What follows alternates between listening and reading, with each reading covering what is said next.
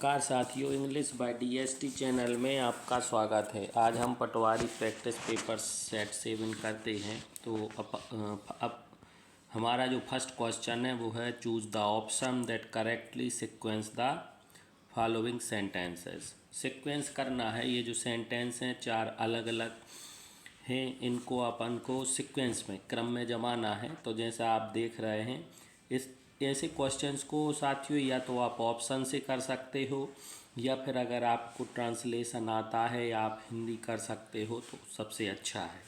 तो आपका जो इसमें आप देखें, जो फर्स्ट सेंटेंस है, she looked into the fridge to see if there was something nice to eat, या आप ऑप्शन से करते हो तो आप देखें फर्स्ट और थर्ड सेंटेंस में 3 सेंटेंस है जो फर्स्ट है, और दूसरे और चौथे सेंटेंस में दूसरा और चौथा सेंटेंस जो है वो फर्स्ट है। तो आप देखें कि इस चारों सेंटेंसों में एक ही सेंटेंस है जिसमें नाम लिखा है, और वो ही सेंटेंस सबसे पहले आएगा। Mary was hungry after doing her work, इसलिए आएगा क्योंकि जो सी है प्रोनाउन वो मैरी को ही बता रहा है। तो पहले नाउन आएगा, उसके बाद जो नाउन को स्थान बताएंगे वो प्रोनाउन में सी आएगा। तो फर्स्ट सेंटेंस आपका है 3 नंबर पे। तो इस हिसाब से आपका सेकेंड और फोर्थ सेंटेंस रॉन्ग है। इसके बाद आगे बढ़ते हैं तो आप देखें कि फर्स्ट और जो थर्ड ऑप्शन है इसमें 3 के बाद 1 सेंटेंस, 3 के बाद फर्स्ट सेंटेंस है। तो ये दोनों में फर्स्ट सेंटेंस है, तो अपन फर्स्ट सेंटेंस देख लें। She looked into the fridge to see if there was something nice to eat. Mary बहुत हंग्री भूखी थी, फिर उसने फ्रिज में देखा कि उसे कुछ खाने को मिल जाए। अब आते हैं दूसरे और चौथे सेंटेंस पे। दूसरा है she did not find anything, और चौथा है सी ऑर्डर्ड अ पिज्ज़ा। तो सिंपल सा है, she did not find anything, उसे फ्रिज में कुछ नहीं मिला। Then she ordered a pizza, और उसने पिज्ज़ा ऑर्डर किया। तो आपका जो आंसर है वो थर्ड गलत हो जाता है, और सही आंसर जो है वो है आपका फर्स्ट। इसका आप ध्यान रखें। इसके बाद जो आपका सेकंड क्वेश्चन है वो है choose the correct form of modal auxiliary verb. हाँ, choose the correct form of modal auxiliary. Modal auxiliary भरना है। तो I wonder why she ignored me. आप वर्ब जरूर देखें। When we met in the hallway do you think she. तो जो verb है वो पास्ट टेंस में है। वर्ब है जो आपकी वो किस में, पास्ट टेंस में है। तो आप इस बात का ध्यान रखें, अगर वर्ब आपकी पास्ट टेंस में आती है तो पास्ट टेंस के ही मॉडल आएंगे। तो इस हिसाब से कैन और विल ये दोनों नहीं आएंगे। अब बचता है शुड एंड माइट। तो आप देख रहे हो जो माइट होता है वो भी पास्ट है। शुड, सेल का शुड पास्ट टेंस होता है, लेकिन यहाँ जो शुड है मॉडल है, तो उसका जो मीनिंग होगा वो होगा चाहिए। तो आप यहाँ चाहिए नहीं आना है, इसलिए यहाँ आएगा माइट। तो आपका जो सही आंसर है वो है do you think she might have not recognised me. Model में से हर एग्जाम में साथियों क्वेश्चन आते हैं, आप बार बार रिवाइज करें, उनका एक्सरसाइज करें, जिससे आप कंफ्यूज नहीं होंगे। जब आप एक्सरसाइज करेंगे तभी कंफर्म होंगे। रूल्स अपन बहुत पढ़ते हैं लेकिन कंफ्यूज रहते हैं। क्वेश्चन नंबर थर्ड है choose the word that is opposite in meaning to the highlighted. तो यहाँ पर जो हाईलाइटेड वर्ड है वो है noted. Kishan is a noted personality in the locality. तो नोटेड जो है वो फेमस पर्सनालिटी, प्रोमिनेंट पर्सनालिटी के लिए यूज होता है, लेकिन उसका आपको अपोजिट बताना है। तो इसका जो अपोजिट है वो प्रोमिनेंट, वेलकम नहीं हो सकता है, और ना ही नोटोरियस होता है। इसका जो नोटोरियस मीन शरारती, इसका जो मीनिंग है वो है ऑब्सक्योर पर्सनालिटी। ऑब्सक्योर का मतलब होता है मिस्टीरियस। ये वर्ड आप याद रखें, एग्ज़ाम में बहुत होता है। Mysterious, MYSTERIOUS, mysterious. इसके बाद जो नेक्स्ट क्वेश्चन है कंजक्शन आपको बताना है। He ironed his former shirt the previous day, खालिस्तान he need not have to do it on the day of the interview. उसने एक दिन पहले अपनी शर्ट पर प्रेस कर लिया है, आयरन कर लिया है, और उसे अब इंटरव्यू के दिन उसे प्रेस करने की आवश्यकता नहीं है। तो इसमें आप देखें कि जो पहला सेंटेंस है वो कह रहा है ये ऐसा कर लिया है, और दूसरा सेंटेंस कहता है ऐसा करने की अब आवश्यकता नहीं है। तो पहला सेंटेंस दूसरे को रीज़न दे रहा है, तो इसके लिए आप सो दैट या ताकि बताएं। इसमें जो और ऑप्शंस हैं उसमें आप आंसर नहीं हो सकते, क्योंकि बट का प्रयोग होता है जब एक सेंटेंस पॉजिटिव हो और दूसरा उसी का नेगेटिव हो, लेकिन इसमें एक सेंटेंस पॉजिटिव है, दूसरा उसी का रीजन बता रहा है। सच दैट जब एग्जाम्पल है तब आता है, और व्हेन जब आता है जब टाइम हो। तो इस कारण से आपका ये आंसर जो है वो सो दैट ही होगा। इसके बाद नेक्स्ट क्वेश्चन है आपका question number 5, choose the appropriate. हाँ, प्रीपोजिशन बताना है। तो it was Khalistan midnight when 3 car drops Khalistan the passengers and disappear. तो आप देखें during, it was during midnight, तो ड्यूरिंग मीन्स होता के दौरान, रात्रि के दौरान, तो रात्रि के दौरान नहीं हो सकता। नेक्स्ट है इट वाज इन मिडनाइट, मध्य रात्रि में, ये नहीं हो सकता। क्यों? क्योंकि इट वाज मिडनाइट, मध्य रात्रि में 3 car dropped out, dropped out जो है वो इसके साथ नहीं आएगा, तो आप ये भी नहीं लगा सकते। थर्ड जो है वो है around, it was around midnight, इसका मतलब है लगभग मध्य रात्रि हुई होगी। जो ड्रॉप है उसके साथ जो फ्रेज या प्रीपोजिशन लगेगा वो है ऑफ, ड्रॉप्ड ऑफ।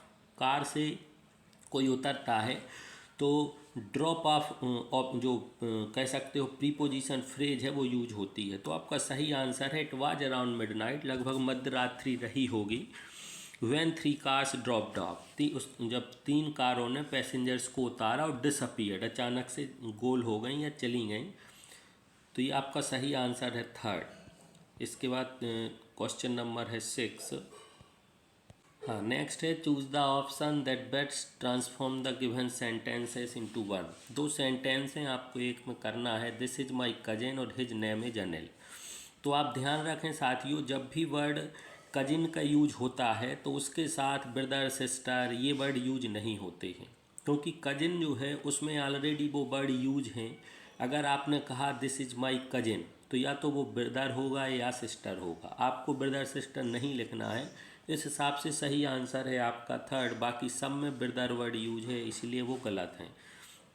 विशेष ध्यान रखें। क्वेश्चन नंबर 7, हाँ, स्पॉट द एरर, इसमें error in the given sentence and choose the option that rectifies it. इसमें अपन को रेक्टिफाई भी करना है, करेक्ट भी करना है। If I have wings I would fly, तो इसमें आप देखें हैव है, ये सेंटेंस पास्ट में है, ये प्रेजेंट में, तो अपन दोनों पास्ट में आते हैं। अब तो इस हिसाब से फर्स्ट तो अपना गलत है और फोर्थ गलत है। अब बचता है सेकंड एंड थर्ड। तो सेकंड में आप देखें कि फ्लाई के बाद पहले हैव लगा है, तो फ्लाई गलत है, फ्लोन होना चाहिए, तो ये भी गलत है। सही आंसर है आपका second, if I had wings I would fly. Next जो आपका क्वेश्चन, तो क्वेश्चन नंबर जो 8 है वो है आपका, आपको पैसे वाइज चेंज करना है। Somebody hit the dog with a stick. तो इसमें आप देखें ये पास्ट इंडेफिनिट टेंस है, हिट लगा है, एस नहीं है। तो इसमें आपका पास्ट कंटिन्यूअस की हेल्पिंग वर्ब लगेगी पैसे में, तो वो सिर्फ एक ही सेंटेंस में लगी है बाज में, तो आंसर ये सही होगा, क्योंकि ये पैसिव है, इसमें लगी है लेकिन ये एक्टिव हैं। द डॉग बाज विल बी लिखा, तो ये भी आपका आंसर रॉन्ग है। सही है somebody hit the dog with a stick का, the dog was hit with a stick. Next है आपका question number 9, choose the appropriate form of tense for the given sentence. ये बिल्कुल सिंपल सा है। अगर फर्स्ट सेंटेंस आपका क्वेश्चन में आता है और सेकंड आपका विल फ्यूचर सिंपल में है, तो फर्स्ट आपका प्रेजेंट सिंपल में होगा, तो इफ इट रेंस होगा सही answer. Question number 10, choose the appropriate form of the tense for the given sentence.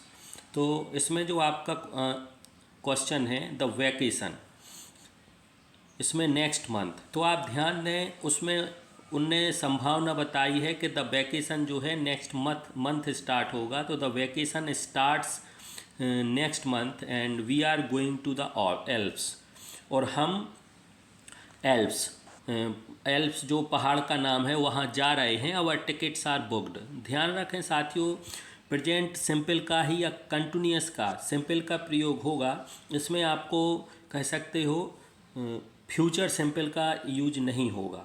The vacation starts next month and we are going to the Alps. आपकी हिंदी होगी छुट्टियाँ अगले महीने स्टार्ट होती हैं और हम एल्प्स जा रहे हैं या जाने वाले हैं। ये हो गया क्वेश्चन नंबर 10। अब है question number 11। Choose the appropriate preposition phrase to complete the given sentence. Let us not खालिस्तान the fact that the child is missing. तो आप देखें इसमें जो ऑप्शन है ओवर बियर और ओवरलुक, तो जो सही आंसर है वो है आपका 4 ओवरलुक। अलग अलग ये नहीं होगा बीच में, और ओवर बियर भी, ओवर बियर अलग है मीनिंग इसका, तो ये भी आपका आंसर नहीं होगा। सही होगा ओवरलुक।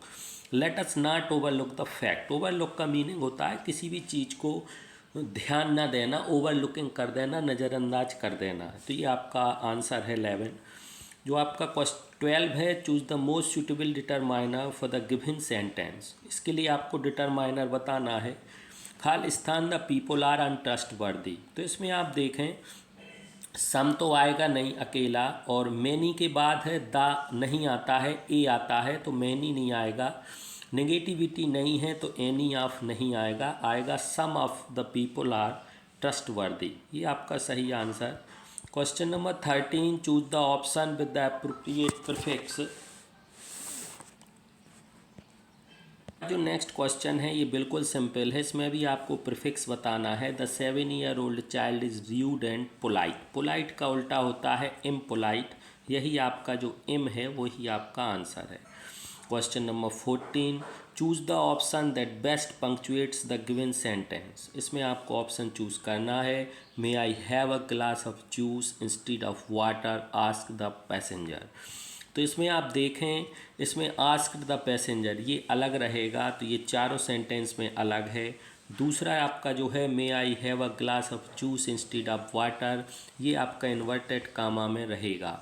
तो मे आई हैव से वाटर तक ये इन्वर्टेड कामा में नहीं है, तो पहला आपका आंसर गलत। दूसरा आपका इन्वर्टेड कामा में भी है, क्वेश्चन मार्क भी है, और यहाँ फुल स्टॉप भी नहीं है, फुल स्टॉप यहाँ, तो ये आपका सही है। तीसरे में यहाँ ये नहीं आएगा और चौथे में ये यहाँ नहीं आएगा, तो आपका ये सब आंसर गलत, सिर्फ सेकंड सही है। इसके बाद आते हैं क्वेश्चन नंबर 50। हाँ, इसके बाद जो नेक्स्ट सेंटेंस है वो उसमें आपको एक्टिव वॉइस बनाना है, पैसिव वॉइस से चेंज करना। The lock had been open using a hair pin and the lights were switched on. इसमें आपको साथियों सबसे पहले जो ऑब्जेक्ट है वो सब्जेक्ट बनाओ। तो फर्स्ट जो सेंटेंस है इसमें आपका जो ऑब्जेक्ट है वो है हेयर पिन, और दूसरा जो सेंटेंस है the lights were switched on. तो इसमें आपका जो सब्जेक्ट बनेगा वो बनेगा द लाइट्स वर, ये लिखा है तो आपका सब्जेक्ट बनेगा समवन, क्योंकि यहाँ आपने ऑब्जेक्ट मेंशन नहीं किया है राइटर ने, तो आपको यहाँ समवन या समबडी ऑब्जेक्ट बनेगा। चूँकि व्यक्ति होता तो समबडी बनता, वस्तु है तो समवन बनेगा। तो आप देखें इसमें समवन नहीं है तो ये नहीं होगा। सेकंड सेंटेंस में a hair pin was use to open the lock and someone had switched on the light, यही आपका सही आंसर है। थर्ड एंड फोर्थ में भी समवन नहीं लिखा है तो ये आपका आंसर नहीं होगा, एक्टोवाइस नहीं बनेगा। जब इनडायरेक्टली एक्टोवाइस बनते हैं तो वस्तु के लिए समवन और व्यक्तियों के लिए समबडी यूज होता है। नेक्स्ट है इसमें जो क्वेश्चन 16 है साथियों, choose the option that best explains the highlighted expression. आपको हाईलाइटेड एक्सप्रेशन बताना है। These tickets to the cricket match costs an arm and the leg. तो यहाँ जो an arm and the leg है एक आपका फ्रेज है या कह सकते हो मुहावरा है, लोकोक्ति है, प्रोवर्ब है, N arm and the leg.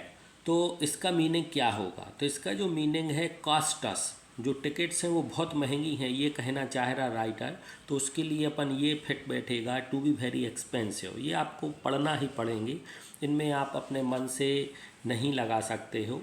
बाकी रहा तुक्के का, तो उसमें आप ये कर सकते हो कि चूँकि N arm and the leg लिखा है लेकिन यहाँ कॉस्ट लिखा, कॉस्ट मीन्स कीमत, तो आर्म एंड लेग में ना तो ये आएगा और ना fourth involve a big fight आएगा।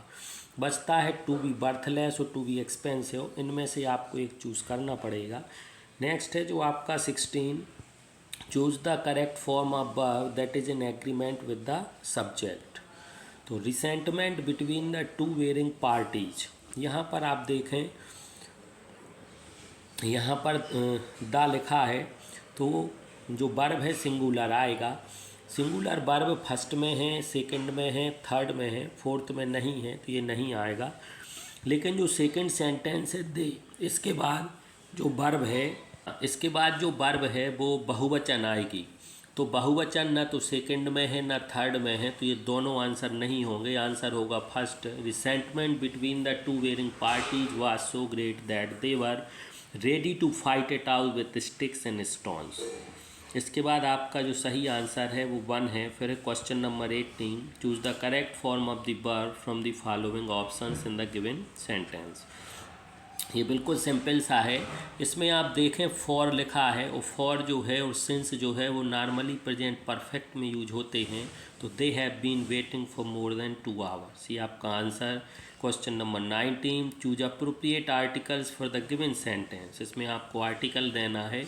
तो फ्रेंडशिप इज आ पहला सेंटेंस है, बिल्कुल न्यू चीज़ है। तो relationship, friendship is a relationship आप, तो सेकंड, फर्स्ट और सेकंड नहीं आएंगे। थर्ड एंड फोर्थ, रिलेशनशिप में के पहले ए आएगा। Of mutual affection between people and H के बाद ए, तो दोनों में ए हैं। तो a stronger form of interpersonal bond than association को आप हिंदी में लिखें आ, तो आ जो है तो एन आएगा। तो थर्ड आपका गलत है, फोर्थ सही है। एन एसोसिएशन आएगा। सही आंसर 4। लास्ट क्वेश्चन है 20, नेचर इज, सिंपल सा है। नेचर जो है प्रकृति, और बेस्ट, ध्यान रखें बेस्ट जो है वो सुपरलेटिव डिग्री है, और सुपरलेटिव डिग्री के पहले हमेशा दा आता है। तो इसमें आप दा लगाएं, तो आपका जो फोर्थ ऑप्शन है उसी में दा लिखा है लास्ट में। बाकी किसी भी ऑप्शंस में दा नहीं है, किसी भी ऑप्शंस में दा नहीं है। तो nature is the best example of perfect discipline as every element in it moves according to a strictly regulated plan. तो आपका जो फोर्थ है ऑप्शन वो ही सही आंसर है। धन्यवाद साथियों, आप वीडियो को देखें, कमेंट करें, लाइक करें।